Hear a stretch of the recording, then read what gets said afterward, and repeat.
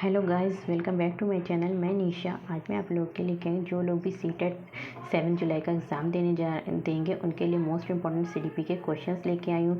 आप लोग जानते हैं कि जैसे कि जो भी एग्ज़ाम अभी सीटेट के होते हैं उसमें ज़्यादातर प्रीवियस ईयर क्वेश्चन पूछे जाते हैं। और अगर जो फर्स्ट बार एग्ज़ाम देने जा रहे हैं, अगर उन्होंने PVQs लगा लिए तो उन्हें अच्छे से समझ में आ जाता है कि मतलब एग्ज़ाम में ना कहाँ से क्वेश्चन पूछता है, कहाँ से क्वेश्चन आते हैं। तो ये हमारे लिए मोस्ट इंपॉर्टेंट होते हैं एग्ज़ाम देने के लिए। कोई भी एग्ज़ाम देने के लिए हम PYQs को ज़रूर लगाना चाहिए। तो वही मैं क्वेश्चंस लेके आई हूँ। पेपर फर्स्ट के सभी PYQs मैं करा रही हूँ आप लोगों को। इसके बाद मैं पेपर सेकंड के भी कराऊंगी। तो इसलिए जो लोग भी अपने अच्छे से तैयारी करना चाहते हैं तो वो मेरे चैनल से जुड़ सकते हैं। तो इससे पहले भी मैंने 5 वीडियोज़ करा चुकी हूँ और आज मैं ये क्लास 6 करा रही हूँ, जिसमें मैं 15 क्वेश्चंस कराऊंगी। देखिए, ज़्यादा लॉन्ग भी वीडियोज़ नहीं बनाती हूँ ताकि आप लोग अच्छे से अपनी तैयारी कर सकें। आप लोग 1 से 2 वीडियोस डेली देखकर अपनी अच्छी तैयारी कर सकते हैं। और जिन लोगों को इसका PDF चाहिए वो लोग मेरे टेलीग्राम चैनल को ज्वाइन कर सकते हैं, जिसका लिंक मैं डिस्क्रिप्शन में दे दूँगी। और नहीं तो आप लोग मेरा टेलीग्राम चैनल का जो नेम है वो भी हमारा टेट टॉक्स 2.0 ही है, इसको ज्वाइन कर सकते हैं। तो चलिए स्टार्ट करते हैं।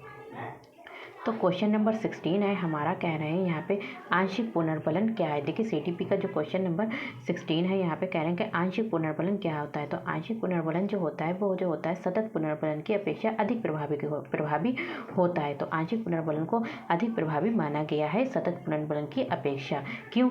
क्योंकि इसमें जो होता है बच्चा जो होता है जब अनुक्रियाएं करता है, जैसे यहाँ पे बच्चा यहाँ पे 5 अनुक्रियाएं कर रहा है, उसे ये नहीं पता होता है किस अनुक्रिया पे जो है उसको पुनर्बलन मिल जाएगा। तो इसलिए बार बार वो अच्छे मन लगाकर अनुक्रिया करता है। तो यही कह रहे हैं कि आंशिक पुनर्बलन जो है वो सतत पुनर्बलन की अपेक्षा अधिक प्रभावी होता है। नेक्स्ट हमारा क्वेश्चन है, क्वेश्चन नंबर 17 है। यहाँ पे कह रहे हैं कि एक सशक्त विद्यालय अपने शिक्षकों में निम्नलिखित योग्यताओं में से किसे सर्वाधिक बढ़ावा देगा। जो एक सशक्त विद्यालय जो है वो अपने शिक्षकों में यानी कि अपने टीचर्स में निम्नलिखित योग्यताओं में से किसे सर्वाधिक बढ़ावा देगा। नीचे जो योग्यताएं लिखी हैं उनमें से सबसे अधिक जो बढ़ावा देगा तो वो किसे देगा, तो वो देगा प्रतिस्पर्धात्मक अभिवृत्ति को। किसे देगा? प्रतिस्पर्धात्मक अभिवृत्ति को देगा।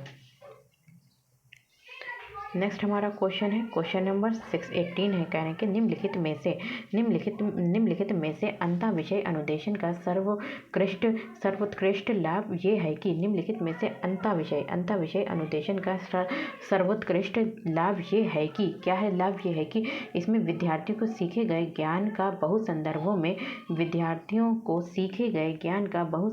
में अनुप्रयोग करने और सामान्यीकृत करने के अवसर दिए जाते हैं। किसमें दिए जाते हैं? हमारे अंतःविषय अनुदेशन का सर्वोत्कृष्ट लाभ ये है। नेक्स्ट हमारा क्वेश्चन है, क्वेश्चन नंबर 19 है। कहने के वे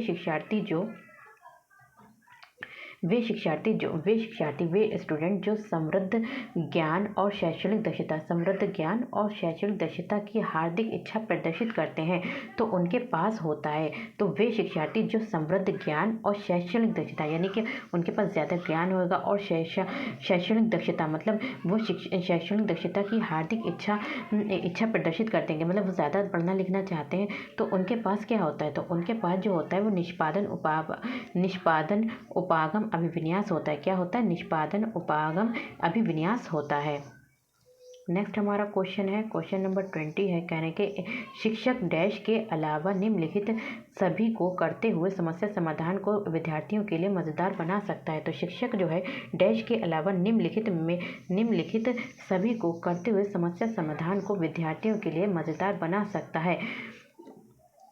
तो यहाँ पे एक ऑप्शन आपका एक अलावा पूछा है, तो यहाँ पे एक ऑप्शन आपका रॉन्ग है, बाकी सभी राइट है। तो कह रहे हैं कि शिक्षक जो है डैश के अलावा मतलब इसके अलावा सभी चीज़ें जो हैं वो विद्यार्थियों के लिए मज़ेदार बना सकता है समस्या समाधान को। और जो कौन नहीं बना सकता उसको मतलब बता रहा है, उसको हमें हटाना है। तो कैसे है? जब विद्यार्थी स्वयं से कोई कार्य करने की कोशिश कर रहे हों तो उनसे परिपूर्णता की अपेक्षा करने के अलावा बाकी जो है करने के अलावा निम्नलिखित सभी जो है सभी को करते हुए समस्या समाधान को विद्यार्थियों के लिए मज़ेदार बना सकता है। यानी कि बच्चे का कहना है कि यहाँ पे जब शिक्षक को जब विद्यार्थी स्वयं से कोई कार्य करने की कोशिश कर रहे हैं तो उनसे परिपूर्णता की अपेक्षा नहीं करना चाहिए, बल्कि उनके द्वारा किए गए त्रुटियों को कम करने के लिए उन्हें प्रेरित करना चाहिए। ये नहीं कि उन्होंने जो फर्स्ट टाइम कोई भी काम किया बच्चे ने, तो आप ये कहें कि वो बच्चा जो है जो काम कर रहा है वो बहुत अच्छा करेगा, तो वो नहीं कर पाएगा, क्योंकि धीरे धीरे वो हल्के से पहले गलतियाँ करेगा, फिर हल्के उनको कम करेगा, फिर वो अच्छे तरीके से उसमें अच्छे से परफेक्ट हो जाएगा, तब करेगा। लेकिन एक बार में कोई जब अपने आप से कार्य कर रहा है तो वो एक साथ नहीं ठीक से पहली बार में नहीं कर सकता है। इसलिए विद्यार्थियों से परिपूर्णता की अपेक्षा ना करें और समस्या समाधान को रोचक बनाया जा सकता है। नेक्स्ट हमारा क्वेश्चन है 21 है कि भाषा में अर्थ की सबसे छोटी इकाई है। तो भाषा में अर्थ की सबसे छोटी जो इकाई है वो हमारी क्या है? तो भाषा में अर्थ की सबसे छोटी इकाई जो है वो हमारी रूपम है। नेक्स्ट हमारा क्वेश्चन है, क्वेश्चन नंबर 22 है, कह रहे हैं कि बहुबुद्धि सिद्धांत, जो हमारा सिद्धांत दिया था बहुबुद्धि सिद्धांत जो था हमारा गार्डनर ने दिया था।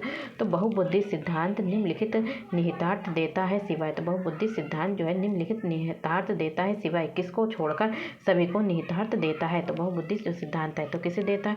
बुद्धि परिक्रमण संक्रियाओं का एक विशिष्ट समुच्चय समाधान के लिए किया जाता है। तो इसको छोड़कर बाकी सभी जो है बहुबुद्धि सिद्धांत से निम्नलिखित जो है निहितार्थ देता है। नेक्स्ट हमारा क्वेश्चन है, क्वेश्चन नंबर 23 है, कह रहे हैं कि निम्नलिखित में से कौन सा सीखने के लिए अधिकतम रूप से अभिप्रेरित करता है। तो सीखने के लिए, बच्चों को जो है सीखने के लिए, कौन सा सीखने के लिए यानी लर्निंग के लिए ज़्यादा से ज़्यादा अभिप्रेरित यानी कि मोटिवेट करता है। इसमें से कौन सा ऑप्शन जो है वो बच्चों को ज़्यादा से ज़्यादा सीखने के लिए क्या करता है? मोटिवेट करता है। तो कौन करता है? लक्ष्यों को प्राप्त करने में व्यक्तिगत संतुष्टि। जब बच्चा जो है अपने लक्ष्य को प्राप्त करेगा तो उसको जो है व्यक्तिगत अपने पर्सनली क्या होगी? संतुष्टि होगी। तो ये सीखने के लिए बच्चों को क्या करता है? अभिप्रेरित करने के लिए महत्वपूर्ण अधिकतम रूप से अभिप्रेरित करता है। जब बच्चा जो है लक्ष्य को अपने प्राप्त करने के लिए होगा तो वो ज़्यादा से ज़्यादा अभिप्रेरित होता है, तो उसको व्यक्तिगत संतुष्टि मिलती है उससे। नेक्स्ट हमारा क्वेश्चन है 24 है, तो यहाँ पे कह रहे हैं कि बुद्धि लब्धांक सामान्यतः, जो बुद्धि लब्धांक है, बुद्धि लब्धांक जो IQ है वो सामान्यतः डैश रूप से शैक्षणिक निष्पादन से संबंधित होते हैं। तो बुद्धि लब्धांक सामान्यतः जो होते हैं वो क्या होते हैं? उच्च रूप से शैक्षणिक निष्पादन से संबंधित होते हैं। नेक्स्ट हमारा क्वेश्चन है, क्वेश्चन नंबर 25 है, कह रहे हैं कि 16 वर्षीय बच्चा बुद्धि लब्धांक परीक्षण में, देखिए 16 वर्ष का बच्चा कितने वर्ष का है? 16 वर्ष का है। जो उसका बुद्धि लब्धांक परीक्षण में उसने कितने IQ जो उसने प्राप्त किया है वो कितना है? 75 है अंक प्राप्त करता। तो उसकी मानसिक आयु, तो हमें बच्चे की क्या निकालनी है? मानसिक आयु को निकालना है। तो हम कैसे निकालेंगे? देखिए मानसिक आयु कैसे निकालेंगे? देखिए 16 वर्ष का जो इसका एक सूत्र होता है वो हमारा क्या होता है? IQ is equal to MA/CA। क्या होता है? CA होता है। तो जिसे बोलते हैं MA को बोलते हैं हमारा मानसिक आयु, क्या बोलते हैं? मानसिक आयु बोलते हैं। और इसे क्या बोलते हैं? नीचे जो बोलते हैं मानसिक आयु बोलते हैं, इसे बोलते हैं वास्तविक आयु। क्या बोलते हैं? CA को बोलते हैं वास्तविक आयु बोलते हैं। और मल्टीप्लाई यहाँ पे हो जाएगा हमारा 100।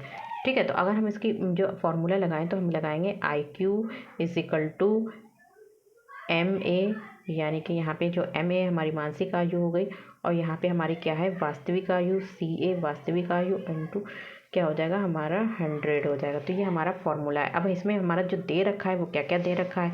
तो हमारा IQ यहाँ पे दे रखा है क्योंकि बुद्धि लब्धांक परीक्षण में जो उसने प्राप्त किए थे अंक वो 75 थे, तो कितने हैं? 75 हो जाएगा। अब यहाँ पे जो हमारी और कौन सी आयु निकालना है? उसकी मानसिक आयु निकालना है। तो मानसिक आयु हमने बताई थी आपको, MA जो है वो हमारी मानसिक आयु, तो हमें क्या है? मानसिक आयु को निकालना है। और CA हमारी क्या है? वो हमारी उसकी वास्तविक आयु जो वास्तव में उसकी आयु है। तो जो उसकी वास्तविक आयु है वो कितनी है हमारी? उसकी 16 है इंटू कितना हो जाएगा? हमारा 100 हो जाएगा। ठीक है, तो फिर हम नेक्स्ट अलग से करके दिखाते हैं। फिर से यहाँ पे क्या लिया था? हमारा जो IQ था वो हमारा IQ is equal to MA/CA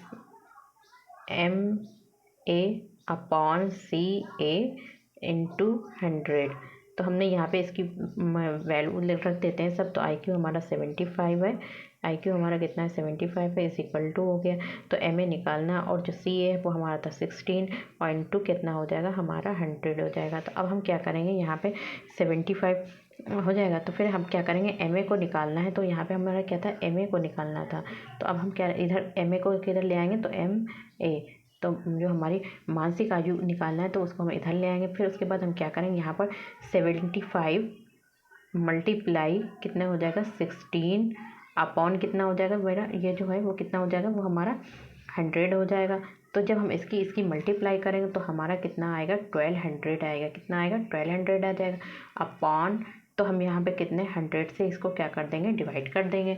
तो कितने 100 वन ज़ा 100 और 100 12 ज़ा, तो यहाँ से क्या हो जाएगा, अगर हम 00 से 00 कट कर देंगे तो भी हमारा 12 आ जाएगा। तो हमारे जो बच्चे की जो मानसिक आयु है, मानसिक आयु कितनी है हमारी 12। तो बच्चे की जो मानसिक आयु निकली वो कितनी निकली, 12 निकली। ठीक है, नेक्स्ट हमारा क्वेश्चन है, क्वेश्चन नंबर 26 है। यहाँ पे कह रहे हैं कि विद्यार्थियों को पोर्टफोलियो के लिए सामग्री का चयन करते समय, यानी कि विद्यार्थियों के जो पोर्टफोलियो की जो भी मटेरियल का सिलेक्ट कर रहे हैं, चयन कर रहे हैं, करते समय का डैश ज़रूर होना चाहिए। तो क्या होना चाहिए, विद्यार्थियों का समावेशन ज़रूर होना चाहिए। नेक्स्ट हमारा क्वेश्चन है, क्वेश्चन नंबर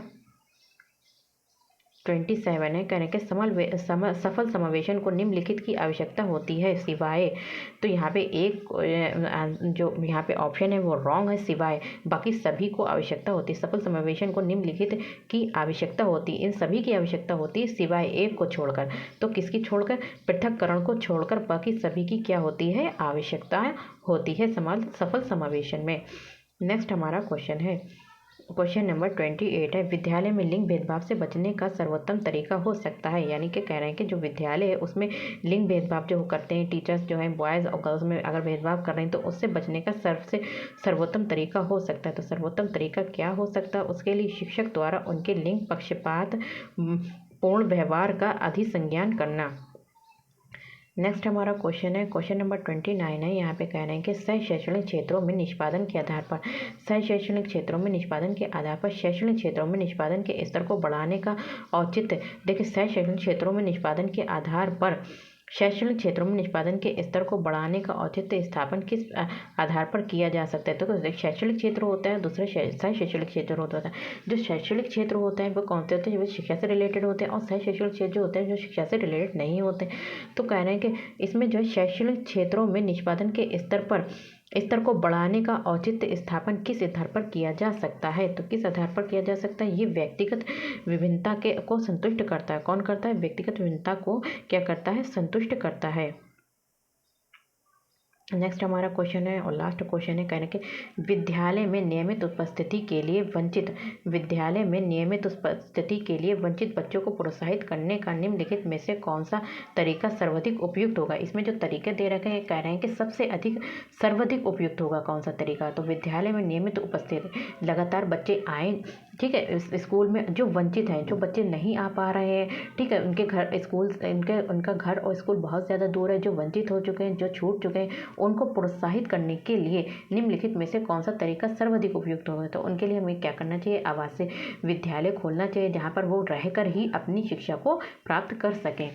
तो वीडियो पसंद आए तो like share subscribe my channel. Thank you, have a nice day. मिलते हैं नेक्स्ट वीडियो में।